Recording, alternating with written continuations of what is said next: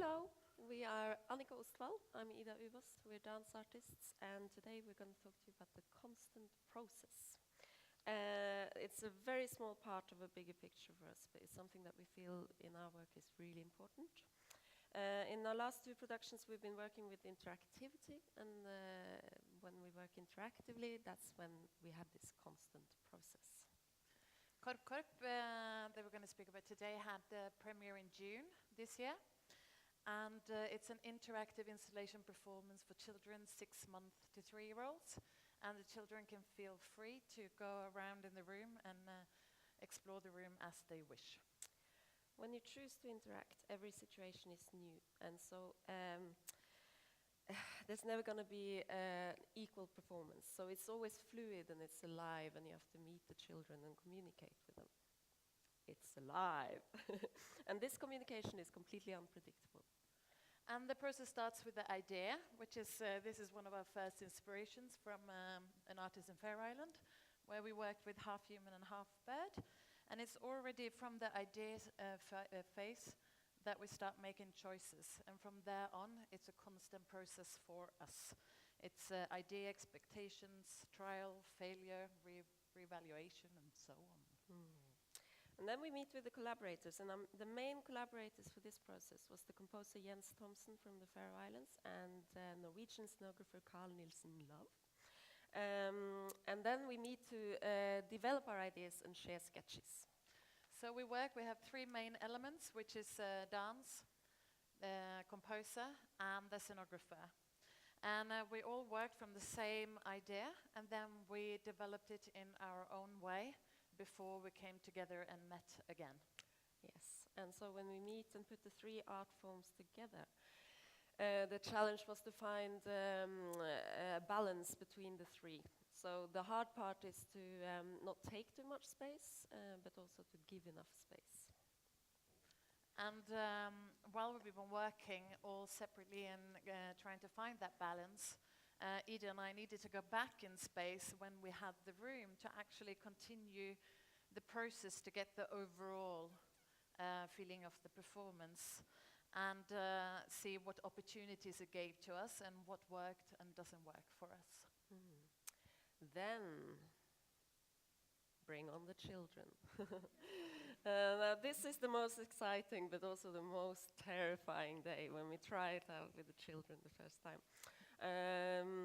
What we learned from our previous performance that we made, it's called the Vesterled, is that it's really crucial to bring in children during the process to try things out. And as you see, the children are our answer. Children are super honest, so we can sense straight away what they feel about their reactions and whether we succeed or not. So you can look at these 2. Because you know, we want to create this world for them, but maybe what works in our mind doesn't work in theirs. And in our very first sharing with this piece, during the process, we had a really awful experience, but we felt very lucky to have had this because it made us change direction completely.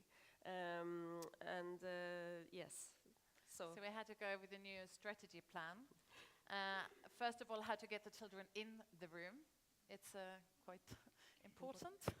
And then how to keep the story and the characters at the same time as we interact with them.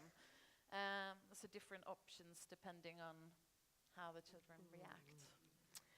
And you know, you have to really be spontaneous and impulsive with the kids, but still keep your cues and to give space to the children to see how they act and interact.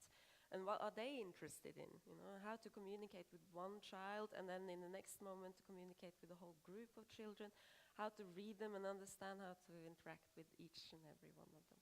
So again and again during the process we have to invite them to find out if we make the right choices or not. And we also have, when developing a toolbox, we're trying to find the different tools. We have to try them over and over again to see if we can break some codes with connecting and interacting with the children. And as you can see, before the performance, we're starting in the foyer, and we actually realized that the children are more interested in us if we show no interest of them in the beginning. They're really curious about what we're doing. And at the point of the premiere is a time when you kind of finish making the artistic choices. So you kind of finish the performance. But after the premiere, you still have the constant process of interacting with the children and working with the room and the children. Yeah. And as we learned from this previous performance, i Vestled, that we mentioned, the dialogue and the meeting and the interaction with the children is different every single time with every single child. So still, after over 100 performances with that piece, we meet afterwards and evaluate and discuss what happened then, you know, how did that child react? How can we do it in this situation? So we gather methods and tools so that the performance now works every single time. Yes, it's a constant process for us. And we still try to find out, because the children are individuals, to find out the more performances that we have, the more experience we gain, and we get more freedom to interact with them and feel safe with it. So yeah, so every meeting is different, and each experience gives us new tools and toolbox in our toolbox, and we develop more methods for how to engage the children in the performance.